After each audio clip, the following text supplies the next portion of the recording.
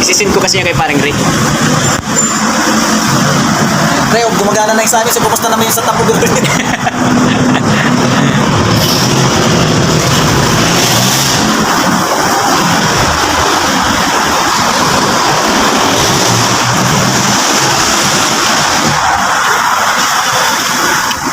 Kaya kakabit natin yung ano, sa gilid, saka oil pa na.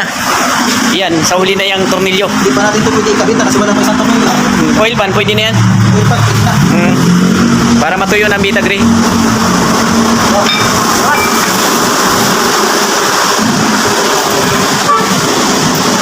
Okay na nyo?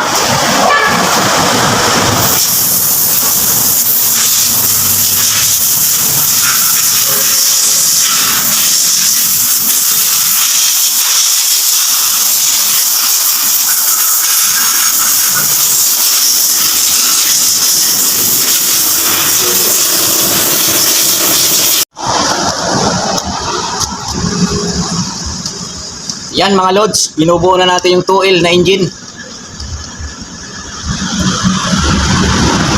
Kunti-kunti na lang, under na ito. Sana under. Ayan o. Oh. Sabi nga ni Bay, ako pagtiwala kayo sa kakayahan nyo. Kaya nga. Ayan o, magtiwala lang tayo sa kakayahan natin. Kasi, Andre yan. gawan lang din naman ng tao yan eh. Pag ito na pa-under namin, ewan ko lang. Pati Ford Ranger, titirahin na natin yan. So, diba? Sus! Oh. Ayan o. Baka very easy lang yan o. Ito yung aming import. Tauhan ni Mats, mechanic. Ayan, may amat. Ayan o. Grabing kinikita na siguro sa YouTube nito. Ang ganda ng pintas eh. Laki. Parang si Diwata eh. Dati kay Mats, ngayon may amats na. Ito yung tinatawag na ano, yung may-ari talaga, sigurado hindi butas ang bulsa. Oo. Yan o. Yung may-ari niyan, talagang kahit ising ko, walang nilabas. Kahit putang ina. Ito talaga yung overall namin, ano, napakagaling. So, walang gagastusin yung may-ari dito, mga boss. Ano to, libre lang. Ayan yung import namin, no? Yung, ano, tauhan niya, no? Hihigit ko lang po. Ganda nang nilagyan ng Vita Gray, oh. Kalat na kalat. Parang gawa ng kasa. Ayun, kakasanan muna namin. Okay. Ano, malinis na yan? Double check. Yun mga loads, oil filter housing kinakabit na. Ayan. So, wala tayong top rings, kaya impact rings na. Lapat na, oh. Kunti lang ito. Yan, sa loob nyo. Ng oil pan. Kapain mo lang yan. Ayan, oh. Sana mapandar natin ito para masiyahan naman yung may-ari. Kasi libre ito eh. Ito yung first overhaul namin, nilibre lang kami sa customer. Sampu lang muna. Sample to. Panalo, sampol. Sabihin, Ray, panalo. Aminin mo na, boy. Kung magustuhan nila, pa-overhaul sila uli. Ayan o. Oh. Mga nagkakasa, mga ano yan, mga import. Ayan o, close up pa yan o. Oh, ayan o. Malaki kaya doon ano, ratchet. Do, higpitan mo ito, binaril mo to? Hindi. Barilin mo nga.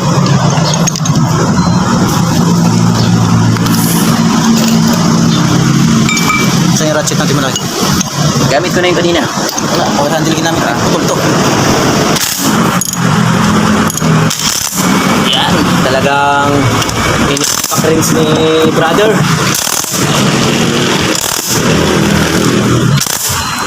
Wala tatagas-tagas siya. Sus, ewan ko lang magtatagas pa yan. Ayan o. Pare sa gigit na yun. Putangin ang Vita Gray yan. Pagka tumagas pa yan eh. May gasket na. Yung Vita Gray, kabilaan pa. Sus. Parang pinasuwa ito ng amulo ba? Sa loob ba? Ayun o. Iantayin pa ba natin si paring Ray? Nagkalagnat na nga. Kinukumusta nga siya ni Busing. Sisisihin ka pa nyo. Batik ka lang. Kaya nga eh.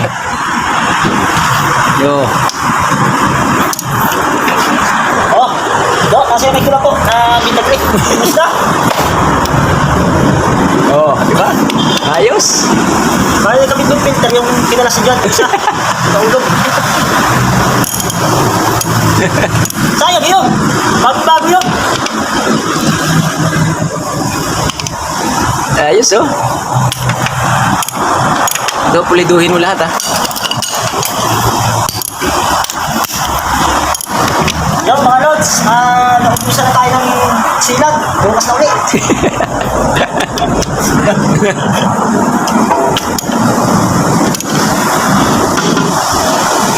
Ito mga brother, ano pa lang to eh. Patikim pa lang natin to. Pagka maganda ang resulta, gagawa ulit tayo ng overhaul. Ito, libre lang muna to ha, sa customer natin. So ni 5, kahit walang ilalabas dito ang customer, kahit ni 5. Kahit ni 5 duling. Dulit pa talaga.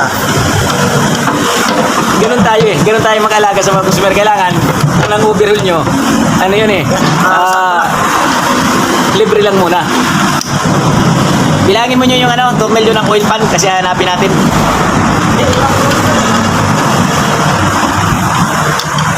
Okay. Ayun, ito na muna. Ang isusunod namin, oil pan na. Tapos, flywheel.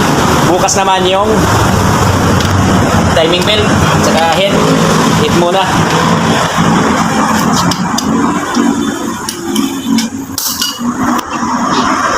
Ayos. Bibili mo na akong Vita Green na bago. Kasi kailangan malaki dyan eh. Few moments later. Yan mga loads, nailagay na yung makina. Ayan oh, yung ating chief mechanic. Galing pa ng ano yan. So ito na yung makina ng Toel, nakasalpak na sa kanyang body.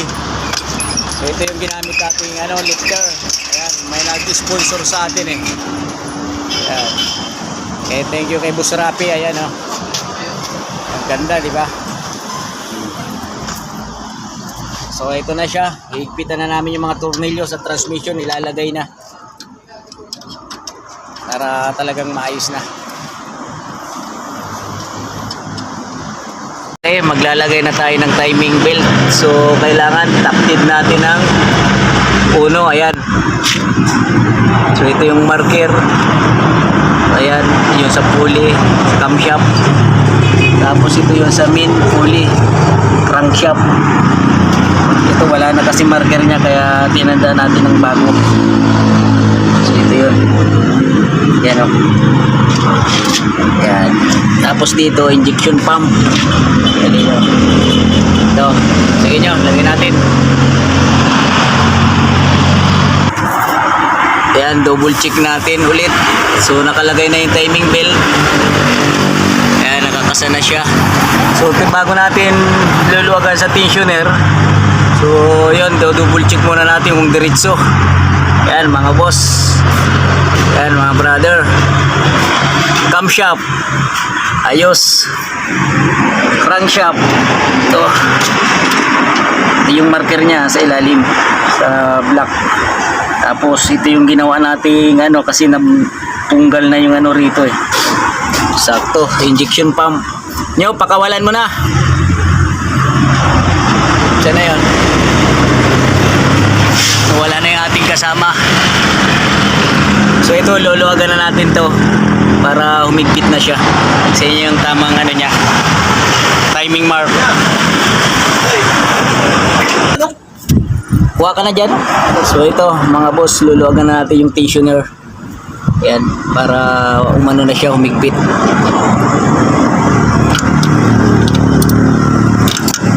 Tigas. So yan mga boss, papaikutin natin, tatiming natin ulit kung may tutukod. Sandali. Tingnan natin yung camshaft kung tama yung bukas. Pakiramdaman mo do kasi magpapangabot ang piston niya na. At saka balik pagka hindi naining. Swabe. Ano? Oh, okay. Tusin mo. Okay. Pagkawa na sabit yan, timing na yan. So ayan mga idol. So timing namin uli ng panibagong isang ikot para sigurado kami.